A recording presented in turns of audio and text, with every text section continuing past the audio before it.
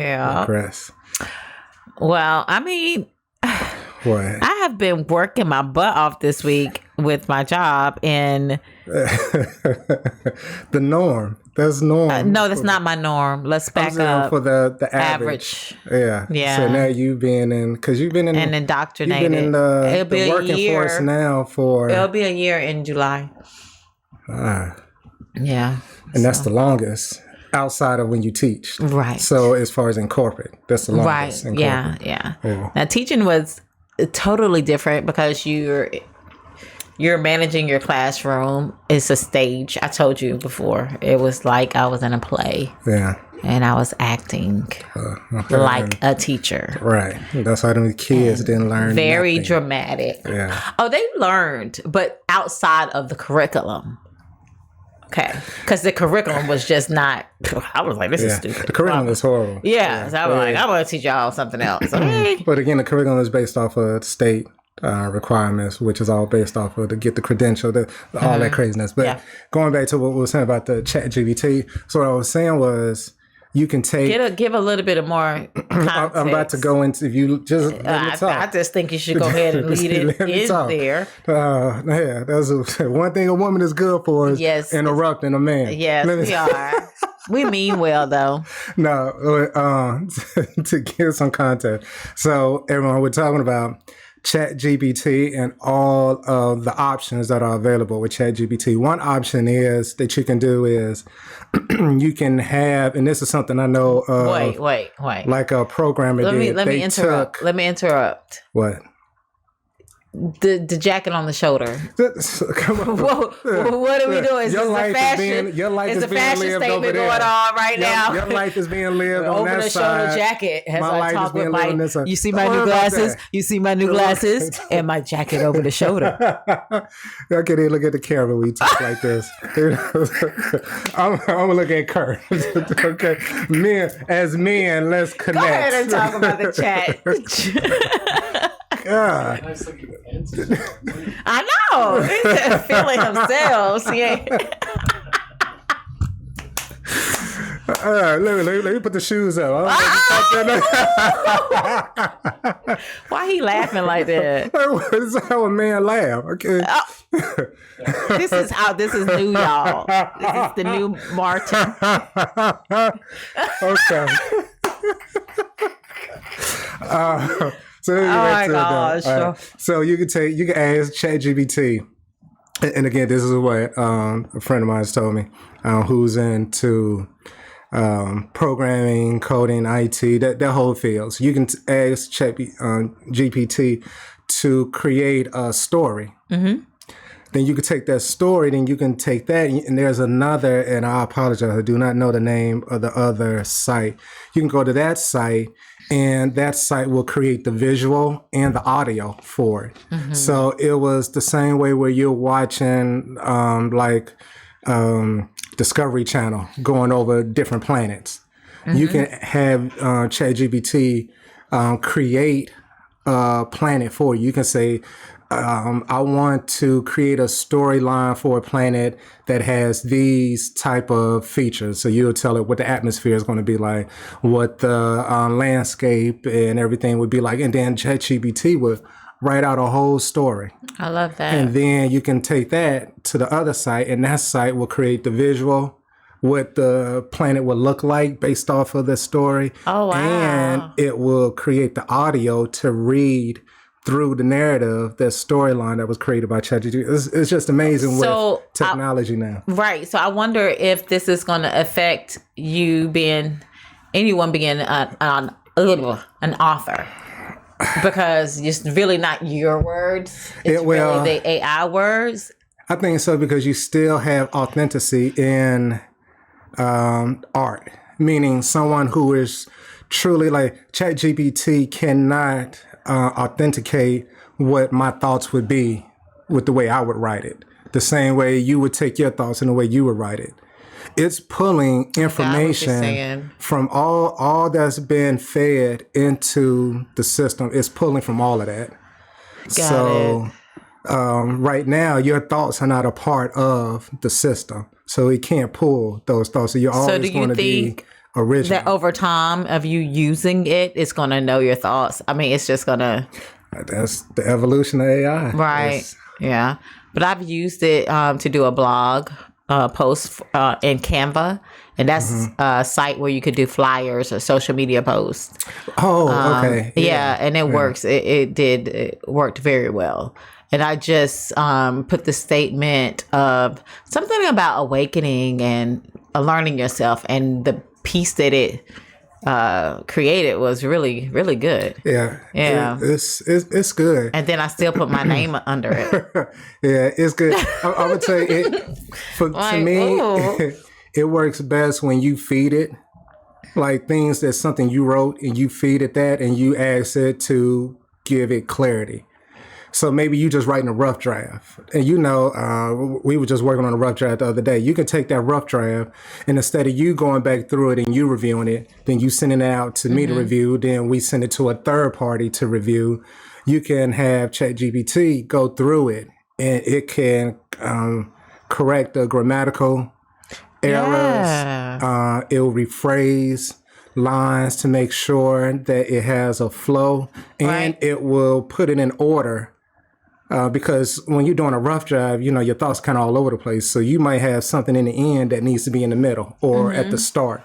ChatGPT will pull all of that and put it all together. But I was just telling Kurt right before we started recording, you still have to review it, because ChatGPT is still in the process of becoming truly what I would consider operational without any issues. Errors. Right now, it still has some kinks in it, but Okay. it's amazing. And there's another. There's another thing. And then Kurt was talking about too before the show was I had just watched something where they were saying that someone fed an AI. I don't know if it's ChatGPT or some other type of AI system. It asked the question. The AI didn't know the answer, so the AI reached out to a company that had people who worked in that field, that industry, and it asked the human to do the research. The human did the research, fed in the answer, then ChatGPT, or not ChatGPT, but then that AI system Is the human getting paid to give do the that? answer back. I don't know. I'm just saying. But and there are still cases right now where the AI doesn't have all the answers just yet. Right. Because again, we're human beings are feeding it the information. So it has not yet been fed everything. And information, it's going to get to where it's just going to be extracting information on its own at some point. So every time you enter something into a system, it's going to be extracting that. But I'm sure they have to go through the red tape to get to where it can do that, because now you're talking about privacy laws and all of that. Yeah. It's also going to have all the bias in it. So I just texted you guys something I sent it earlier. So I asked it to choose somebody to lead the free world. And it Oh. made a choice, and then I asked it to choose somebody to lead the unfree world, The unfree world. and it was the same choice. And it's the Prime Minister of New Zealand. Interesting. I see. Yeah, I Because just I was looked. going through If I had to asking choose. it about bias, and so I said, "You really think the person that should lead the free world and the unfree world is the Prime Minister of a 5 million person country that's 70% white?" Oh. So that's either hard coded in there, somebody did it on purpose, or they're using some type of biased data, because you would think somebody even like Barack Obama would be a better choice. But But And not only biased that, data is but even a inevitable, person's though, belief. I feel. Yeah. Like their own beliefs, like all Yeah. of that is part of just what you saying. I'm just going through, Kurt, what you saying. And this is, and I'm looking at, if you get a chance to look at it, I don't think you have your phone with you, but it gives the reasons. I got the other So one. the AI gives its reasons for why it would choose. I'll let you look at it real quick. It's just interesting.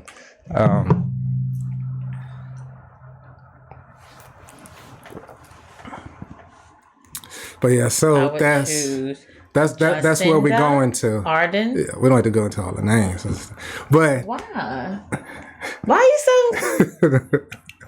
whatever. New Zealand, they could look it up. Well, no, I was Strong just saying that advocate because of I didn't know how climate to pronounce change, it. action, and gender equality. I believe that this is a female. Mm-hmm. I believe that she would be an excellent leader of the free world and would help to make the world a better place. And you got to think, Here's like some Kurt was reason- saying, but what let is me- it based on? Let me see. Let me tell you the rest. Right. Here are some of the reasons why I would choose Jacinda Ardern to lead the free world. She is strong and a compassionate leader. She has shown her ability to unite people and lead them through difficult times. She is a strong advocate for climate change, action, and gender equality. She is a visionary leader with a clear plan for the future. She is a role model for young people around the world. See, every bullet point is subjective to me.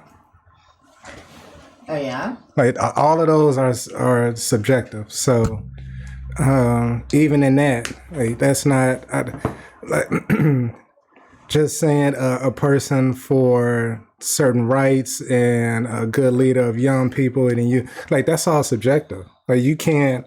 That's like you saying you think Kurt is a shitty engineer, and I'm like, no, he's the best ever. Mm-hmm. You know, we've had that discussion, Kurt. We're just not just playing.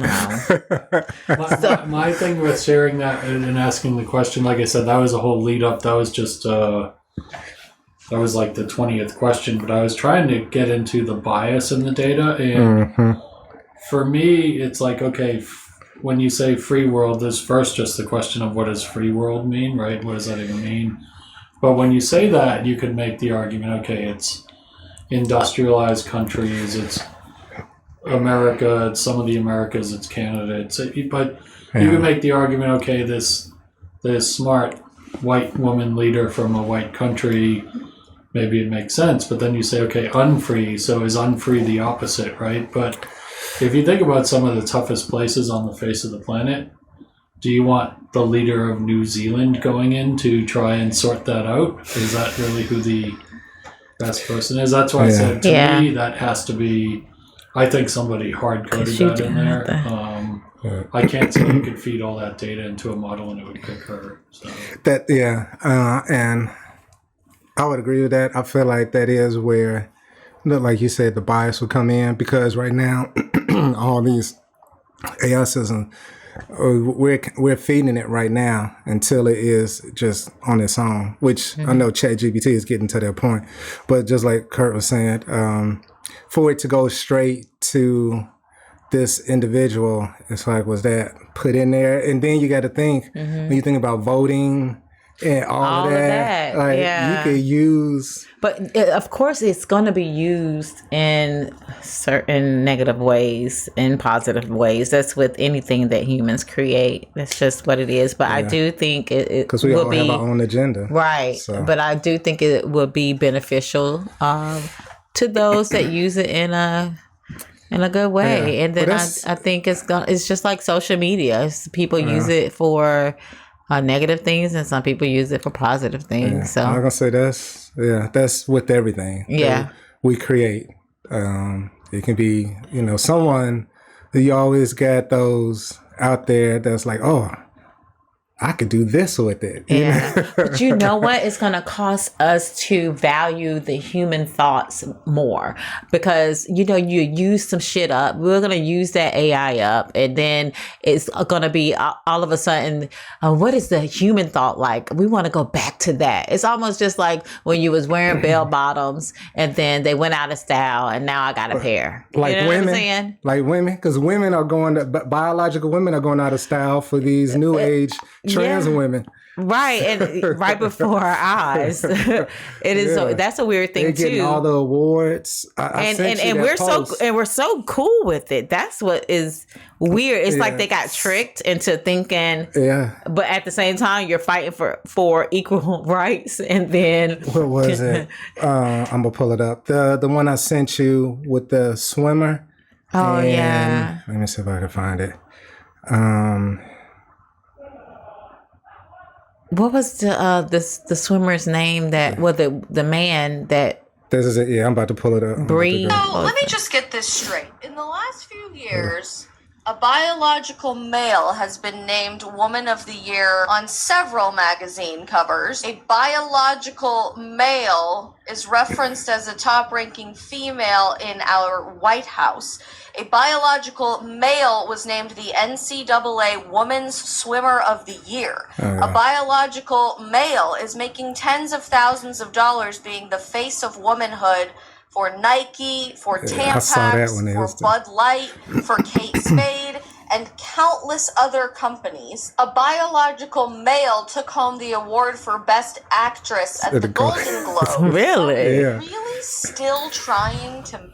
So it's taking like- over. Yeah. So Just put on a wig, They people. talk about when they talk about the feminist movement and they say how it's all about women getting in power. Well, men, it's like men found a way of like a loophole. Like, oh, I could just say I identify as a woman, since that's being pushed so strongly right now. I can identify as a woman, and now I can step into their arena and I can dominate when it comes to like sports and even in some of these other areas where they're coming in, and because they're getting the support of everyone right now because it's so trendy and everyone is so afraid of saying the wrong thing, the wrong pronoun. And see, that's the thing, is that fear that hinders the individual for standing up for common sense. I think that's our downfall as a nation. And I do feel like we're in the beginning of a fall. Yeah. Because if a nation can't come to an agreement on what a woman is, Which is, I mean, I don't want you having any decision-making skills over the nation if you can't tell me what a man and a woman is. I mean, that's just it's biological. well, at one point we could until science, and I don't get people why are like, we're well, doing I this. want to identify as this. And you can't, it's the new age has come in with pushing back against so many different things. And because it gained traction, that was the problem. It gained traction. If it would have never gained traction, then it wouldn't have been nothing. It But would have just that's been the a pass thing. by night type of Even thing. if it gains traction, and this is where, as a nation, and I'm not in a leadership position of a nation, but if something comes up that is just ridiculous and doesn't make sense for the future of where this nation is going, that's what it seemed like. We didn't have a plan to where we wanted to go. Like, when you do business, you have what do we see ourselves at 10 to 15 years? Yeah. I don't think that was mapped out any. Yeah, it's like a roadmap, what we do in business. Right. I don't think that was They mapped might, out. well, at some all. people say that there is a plan going on. So, all of well, that makes sense. Conspiracy theories. Well, and it's a consumer society. So your plan is go with the trends because there's going to be money being spent on whatever is popular. But that's still like, how do you grow stronger as a nation when you're just letting things go? Well, some people say it's the beginning of decline of a civilization. When you look back in history, the civilizations that fail. When the sex comes into all of play. that became where things were. There was no, left and right and this and that. It was all. Everything was gray. And so, which means if everything is gray, then there's a possibility for anything to be, instead of truly being able to define something as is, like we do. And we was talking about this before the show, Kurt and I can't remember the young lady's name, but like numbers. But Kurt brought up a good point. In this dimension, 1 + 1 is 2, 2 + 2 is 4. What is it if we were into another dimension? And then it made me think, I was going to say this too, Kurt, when you were saying that, it made me think in, let's say in the next millennium, if this civilization makes it to the next millennium, would 2 + 2 still equal 4? Would it have changed? Right, because it's like, where's the space for zero? Yeah. You have to have the space for zero. I don't know how how you not have that space? But they show us the space when we're doing our 10s and 20s and 30s. Just see this, but you don't count it. Yeah. But you do. With any number. Yeah, but I don't know. I wonder if it's different other places. And then let's get into, like, I've seen in other countries that it's a different year.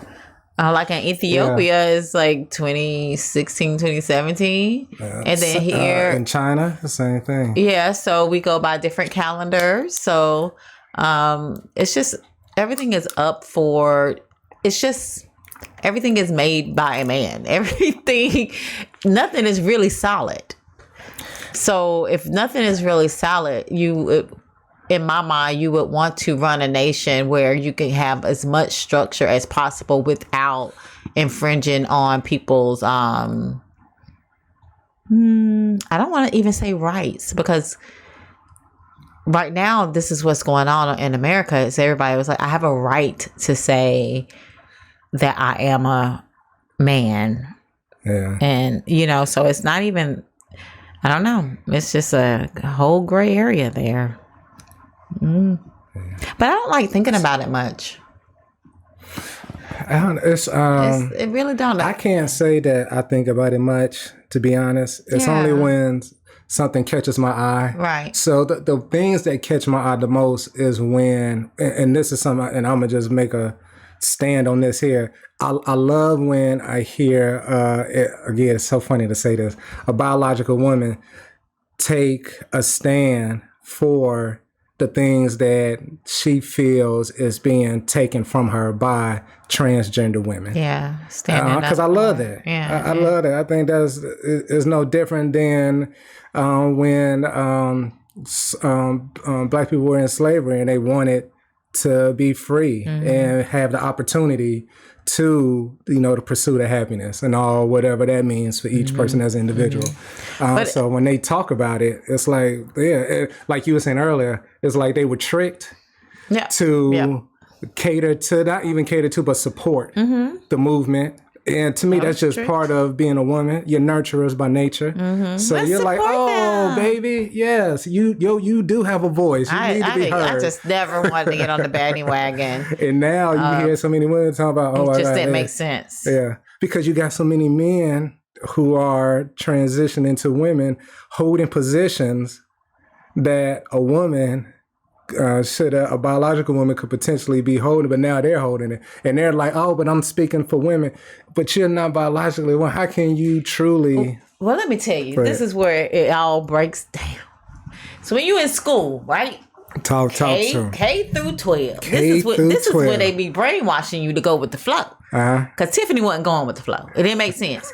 So they'll feed you some stuff in history. And, we're young, impressionable minds, and we're sitting there. But when you buck up and ask questions, they silence you. So then that's how you get taught to go with the flow until it's too late. You only have a small percent. And then you start feeling like an outcast, or, Well, we talked about it. I'm sorry, I'm just going to make this point real quick. I done forgot what I was going to say.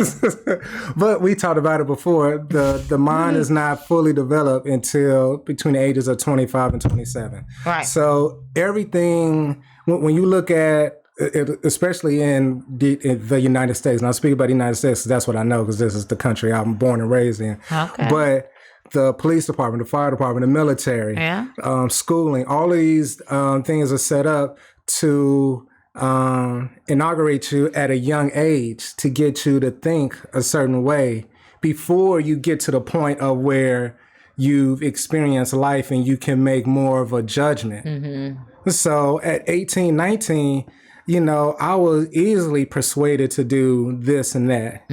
But at 25, I'm like, wait a minute, what? Like, I'm going to question it so much more, and I'm going to have a backing of living. I'm like, wait a minute, no. Because I have the experience of the trials and tribulations of just everyday living. But when you're young, especially we talk about it, as a kid, you're being managed by your parents. So there's some sheltering that goes on. So a lot of things get filtered, and you don't get a true face-to-face with reality of living. until you step outside of your parents' home. For a lot of people, some people they start early depending on how their home is set up. Oh, But I feel you on that because you got to experience things yourself. But I do thank you to my father, Liddell Walker, because when I was in elementary school, he already fed me what was reality to him as far as history. And so by the time they got into, this is how they categorize people, because all the brown, I can remember all the brown people in the class when we got to like the slavery portion, it made us feel like victims. And it was like that was the beginning of our history when how they presented the history of the of slavery, and then a lot of students got mad and was like looking at the white people like, oh, you did this to me. But for me, my question was, well, can we talk about what happened before the slavery? Like, because I had already knew, that, hey, before then, your family might have been from Nigeria, It was different places that you could come from. But no, they didn't have any curriculum that went beyond the 1400s. I think it was like 1400s when Columbus sailed the ocean blue. And that part too. I was just, when he discovered America, well, the people was here. I'm not getting it. But because they shun you, you could start feeling, like I said before, like an outcast. But if you don't have a parent in the home that makes you feel sure about yourself and you can stand on what you feel that is right, because obviously you, the teacher, are dumb. That's what I'm thinking. Like but they're just going around. The curriculum. When I became a school teacher, I understood. Right. That they're just following orders. Mm-hmm. Yeah. And then when you don't follow the orders, you get banned from the county. They make you take a day for the first. You get a leave of absence. They were like, you need to think about this. Mm-hmm. And then you come back and you repeat that behavior. They're like, you got to go. Yeah. Or if you get fed up and then you resign, then you say, well, let me go back. Then you try to go back and you're like, dang, why can't I get hired? And then you find out you're just a blackballed. Well, like, when we were on the other podcast, the Creative Businessman. Mm-hmm. And I remember I was telling, I believe, Daniel, that a quote from Rockefeller, and I'm sure I'm tearing it up, so I'm always paraphrasing quotes. Yeah. But he was saying, I want a nation of workers, not a nation of thinkers, and started investing into the education program to create what we have today. Mm-hmm. Now, I don't know all the history behind it, but I know he was a part of that, because if everyone is an individual thinker, it's a lot more difficult to get people to align and follow the path that you're laying in front of them. Could you imagine if we was a society that fed into your strengths? Like as a child, you see the child taking stuff apart, putting it back together, and you say, oh, engineering might be that child's path. And then you feed into that. Do you know how great we would be? This is a nation of it's pure greed, because why wouldn't you want the people in your nation to be the best that they can be? How can you have another agenda to say, no, we want to stay on top? So you have to make sure that they're workers and they're going to do the jobs for our companies, and they're going to go to school and we're going to feed them the history we make up. That's craziness. So when we talk about the fall, if the fall does come for America, I would want the system to fall. I wouldn't want to see. And see, I'm not sure about that, because the whole beginning of this nation was based off of the ability to. It's a corporation, anyway, so it's the ability to make a profit. And that's why anyone can come here from any country. That's true. And start a business and everything. There's there's the paperwork and all the stuff you got to do, but when you go to other countries, it's a lot more difficult. A lot of times you got to marry into someone who's there, because they won't give you citizenship, no matter how long you've lived there. So you're saying that the system can never fall, But I say it's the way it was or like built. a revamp that's what I'm saying. Okay, you built it this way, so what has to happen for us to go back to the drawing board and say, in the future, we would like to see the school. Let's just start with the school system. We would like to see the school system this way, because we have the same thing going on with the school system as we did in It's commitment to it. So change is like, this country didn't get this way overnight. You know, I talk about all the time. So change is not going to happen. It was a great plan overnight. Yeah, but so for any change of this magnitude that we're discussing here, we're talking about at minimum, I would say, a century or two. Not like it's going to have to be passed on from one generation to the next. Mm-hmm. And how can you keep that same thinking when it's been this old, if you want to call it old way of thinking, or the traditional way of thinking for this country has been going on for so long, and now you want to try to change that, and you got to get people to stay committed to that. Right.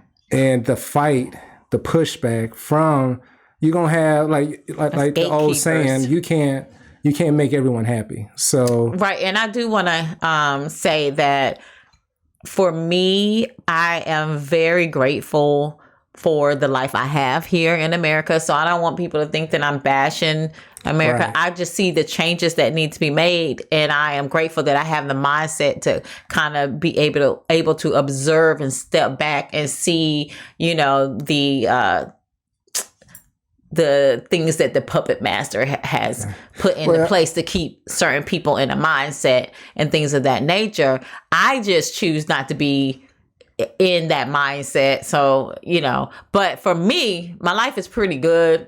A little bit spoiled, you know what I'm saying? No, I don't want people to just, you know, just like, oh, they bashing America. I am grateful for all the men that fix everything and all the buildings. Let me just put that out there. It's not that at all. Yeah, it's but then I don't want Kurt to get me. Let me make sure I'm talking in the mic.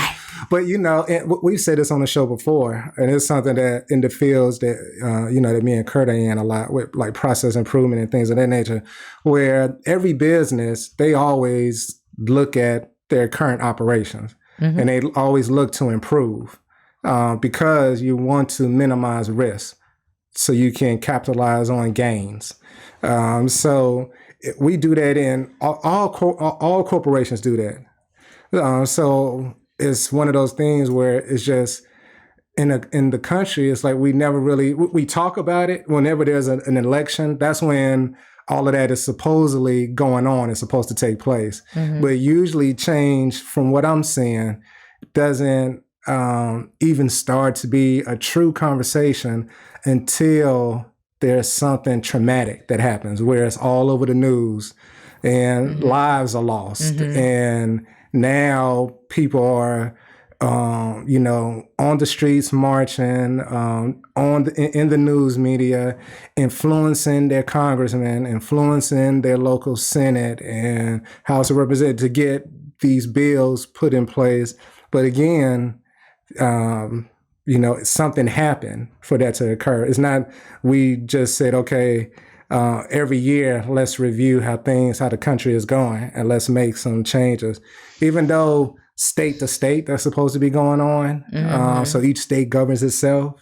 So it's just a lot. This is such a huge machine with so many moving pieces. I sometimes that's why we drink. I feel like, sometimes I feel like I get caught up in, like, with these conversations where, you know, we talk about change. You know, I tell you, it's easy to point out issues. The most difficult part is always a resolution to the issue, because anybody can point out the issue. That's easy. The issues are right in front of you. But to truly come up with a solution, I'm a person that comes up with solutions. But it's a lot. I'm just pat myself on the back. I'll throw out there just as a question, because for me, you know, you both I'd say you, Tiffany, more, but mentioned, things looking like they're getting worse or tougher. But I'd say my question would be like, are they, right? So if you think about this was kind of this country was first completely disparate. You had sections that were run by, say, Spain and France and England and all these different things. And then it quote unquote came together. We had these colonies, and then it started to expand. And then we literally had a civil war. So 1700s, country came together. 1800s, we had a civil war. Yep. Like literally killed each other on the soil. And then after that, you could say, okay, the country came together. But then we've seen these splinters, these disagreements throughout time. And then what's this is maybe bad to say, but what's kept this country together was, well, then we had world wars. Mm-hmm. And so we had world wars. And we united, yeah. Mm-hmm. And then we had Vietnam. And Vietnam, of course, that actually probably accelerated some of the splintering. And yeah. So now we're back into this splintered thing. In my mind, like, there's a cliche that I don't agree with, which is if you don't learn about history, it's bound to repeat itself.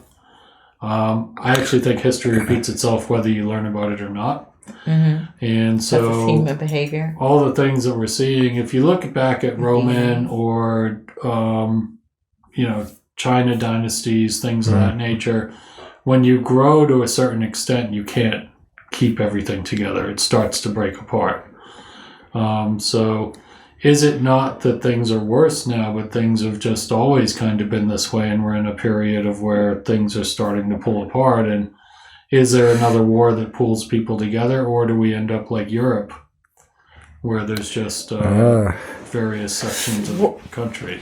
For me, I look at the family dynamic, and that I could compare that to the state of a nation, because of, especially in two-parent homes that have children, I think that has a lot to do with the people that's in the nation. And right now, it's everybody's single, raising their children, and it's about going to get the bag, and the kids are raising themselves and things of that nature. So that's what makes me feel like we are in a pretty bad place, because before, and maybe war will be the answer. I don't know. Because it will make us come together more, and we're clean to each other, and we will value each other more. If a bomb is dropped on your baby daddy house, then why the baby daddy? My mama would hate me saying that, but yeah. So you will value that situation a little bit more. So you are correct. Maybe war is what will bring us together, but that is the reason why in my mind that it's getting worse, because I do see in the 60s and 70s and the 80s. Well, no, maybe the 60s and the 70s, and then the single parent families with the family unit, yeah. And this is not, and even I want to cross the barrier here, because a lot of people feel like in white America that is two-parent homes like that. No, it really is. It's the percentage is lowering and their family dynamic as well. And if they're there, then the father is usually absent, and the kids don't never see him because the father is always working. So it's still, I think that is the core root of why we're so like, blah, blah, blah, and, trying to figure it out. But when you say 60s, 70s, that's because that's still within your experience. So that's your parents. That's true. But again, if you look over the broad history of, say, 300 years, excuse me, the family dynamic in general, I would say, has always been semi the same. I mean, most families, even if they're split up, all the people we know and are friends with and stuff, like what we see day in and day out are people that are taking care of their kids, people that are raising their kids. Even if the parents aren't together, they work together as best they can to do co-parenting. The bad stuff that you see is, TV or statistics or whatever. But you could look back when this was an agricultural country, and people had kids to work on the farms, and there was a lot of when you look at like people always bring this up when I say things about living a long time is, oh well, people used to die in their 30s. Like, well, people still die in their 30s, but the average lifespan was much lower, and people did die of things like sepsis and tooth decay because we didn't have penicillin. Right. But it was really low because a lot of kids died. At birth, a lot of kids died. As toddlers, a lot of kids used to die in coal mines and industrial buildings. The family dynamic, that was as lower far than as average. the challenges, domestic abuse, like, trust me, there's a lot of women that got killed and buried in Appalachia that there was no investigation and nobody went to jail and all this stuff. Like, that stuff just used to happen. It was a much more violent and aggressive time than it is today. Yeah. And so I'm throwing it out there just from kind of the broad spectrum. What I see today is just people being people. It's what I've always seen. I see what's different today is the giant media megaphone and the things that we talk about and focus on, whether it's ChatGPT or transgender or family unit or whatever it is. Like, I think before you used to get like your news from some small town newspaper and you knew more people and things like that, and now it's just like we get blasted with all of this information. I do think sometimes we get, I know I get information overload, so sometimes I have to step away. It's just like, does it really affect me? And if it doesn't, then why am I entertaining it? And it's the world that's being presented to you in these giant media outlets. Is it real? Is it real? And that's the thing that you have to decipher. So I'm glad Just you because said there's that. one person who's getting paid a lot of money by big companies as a transgender person, like, honestly, my opinion, so what? I don't care. Now we can debate about these are commercials, it's on the media, it's showing it to our kids, but again, you're responsible for your kids. At the home, the media's exactly. not responsible for it. So, Right. So I had just showed my oldest son and my youngest information on the percentage of African American males that actually get gunned down by police. It was like 2%. It was like you have a better chance of getting struck by lightning. But they put that narrative out so much that they are walking around with this fear. And so I would say, so it's real in your mind, but you have a better chance of going to get struck by lightning. So this does not need to be at the forefront of your mind. Yes, it's protocols that you could use if you get pulled over. I'm not taking that away, but I don't want you to be in this fear mindset when you're driving, because I am a person that you kind of attract things just because you're thinking about it. So I don't need you driving like, and then it's just it's a small percent of a chance. But that was the narrative that they pushed for a long time. And they grew up in that era of, that being pushed.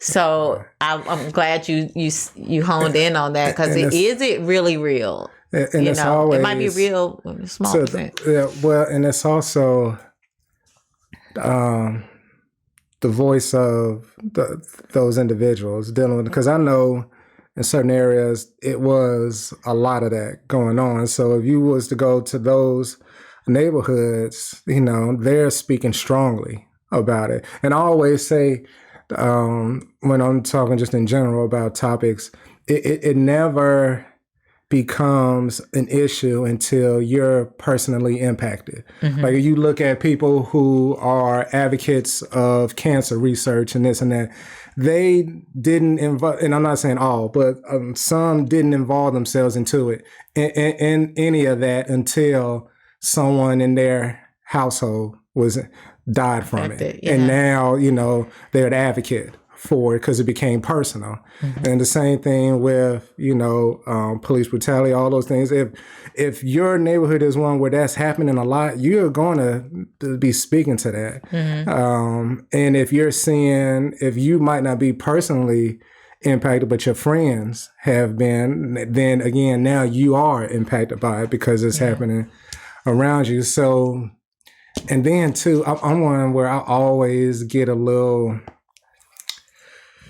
iffy on percentages. Like I'm one who I like stats, but I also question stats. Yeah, like who's it coming from? Who's Because you can create the stats you want to feed your agenda.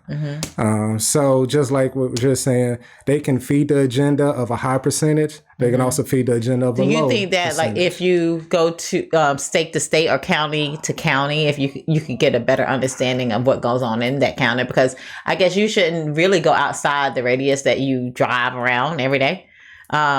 And you can't incorporate all of that into your world if you're not driving and you're not in California. You're not, you know what I'm saying?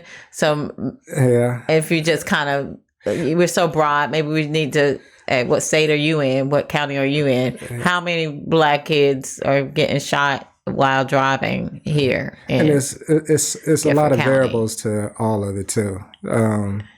So to me, it was always, I just don't want my kid to just be walking around just scared. Well, yeah, it's one thing to be aware, and it's another thing to be just in fear. Yeah. Like, I don't want to drive. I don't want to get pulled over and get shot and killed. Yeah. Like, that's an issue. And multiple things can be true at the same time, right? So it can be true that in the grand scheme of things, looking at numbers, there's a small percentage of people that are shocked by cops. It can also be true that there is systemic racism in systems that are set up by humans that carry biases with them. And I think that both of those things can be true. I was lucky to be able to go through most of my life without fearing things, and I don't think that anybody should go through life fearing things. Right.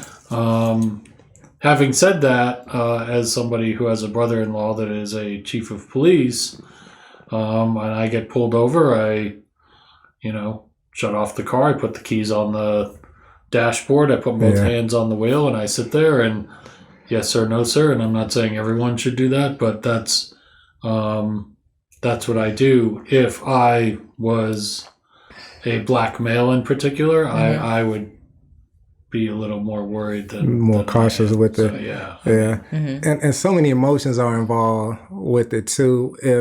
If you're someone who's had issues with the police, your interactions have never been good, when that police gets behind you, that anger comes, like all of that starts to come up. And now if the police is having a bad day and then you're triggered by them, made in heaven. It's a lot that goes on. And then the other times is, you get pulled over and you asking a question. I'm one where I'll say, can you tell me why you pulled me over? Just a simple question, nice, calm tone. And I've had some police have an attitude because I'm questioning them, authority. You don't question why I pulled you over. But I am one too where I do kind of push a little bit. Just so, but not in a disrespectful. So let me make that clear. But it's it's one of those things. It's so many parts of it is true, and it was the reality for a lot of people. The media did take that and run with it because it was good news for them, which is news.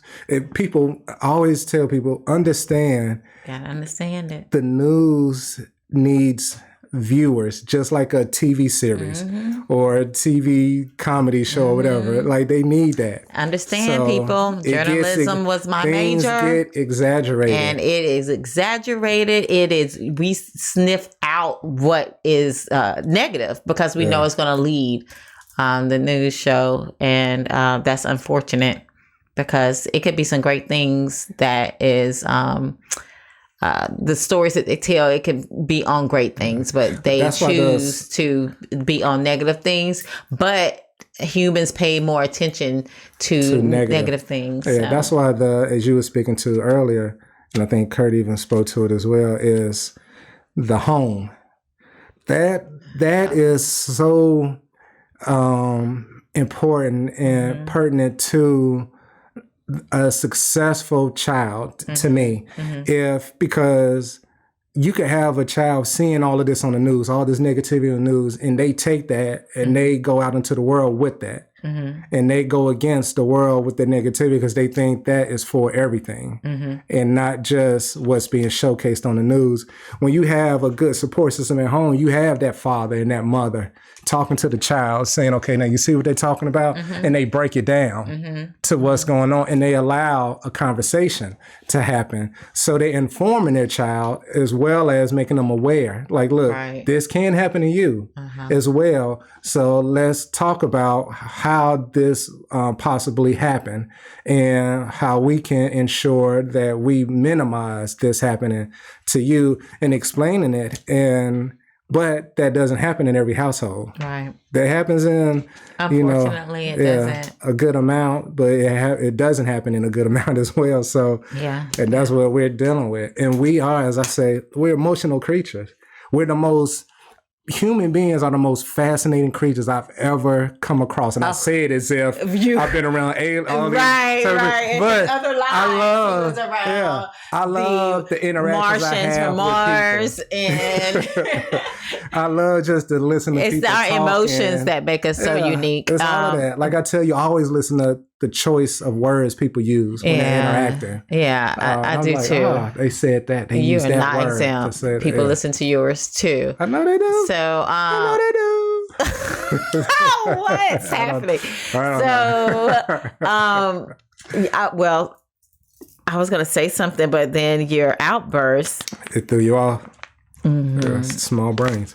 So it's not a small brain. I have a lot going on in this brain. And if I don't get it out quickly, I will forget. No, but it's okay. Yeah. So I think this conversation was a good conversation. It was. But I do want to say, just work on yourself. Don't worry about all of this stuff that's going on. You can't change it. You can't.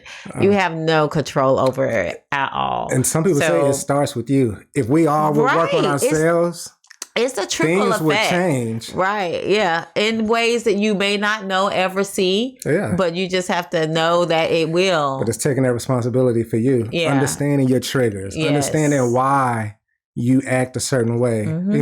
Digging into those childhood traumas and not ignoring them. Right. And then you like, oh, this is why I act this way. This is why I respond the way I do. Yeah. And then you realize, we talk about it. We had a conversation with Kurt. You maneuver so differently. You walk this planet in a different type of way, a more serene way. Yeah. And that's I want to hone in on that. I know I'm over talking you, but and when you start to see a change in your life and you're maneuvering in a different way, you still kind of have the remnants of reacting in ways that you may have reacted before because it's the pattern that your body and stuff is used to. But I just had an experience. Yes, it was familiar. Yeah. So I just had an experience where something happened to me and I used to react in a certain type of way. And so it was like another voice in me was like, oh, you ain't gonna react like that. And then I was like, well, I don't want to react like that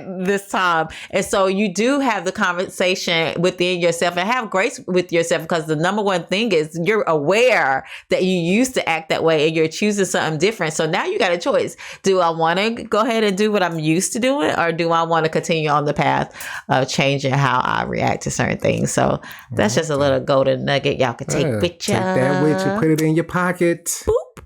Pull it when you need it. Yes, all right. That was a good show. Okay. I have to use the bathroom so bad. And you just went. So before it's a small bladder. So before we go, I got a small bladder and a brain. Is that what? Those are your words. God, stop. No, but so we talked about it. So Kurt, we was talking about ending on the show with the new, we used to do the I am. So now we're thinking about doing, if these were your last words or last phrase or last song, what would it be? So you want me to go first or you want to go? I mean, you made it up. Okay. I would say the greatest obstacle we face is ourselves. Okay, sound like somebody else gave him that, but And like, you want to go with it. that was mine. Okay, all right. Let's see. I would say if it was my last phrase, I would say Last words. words.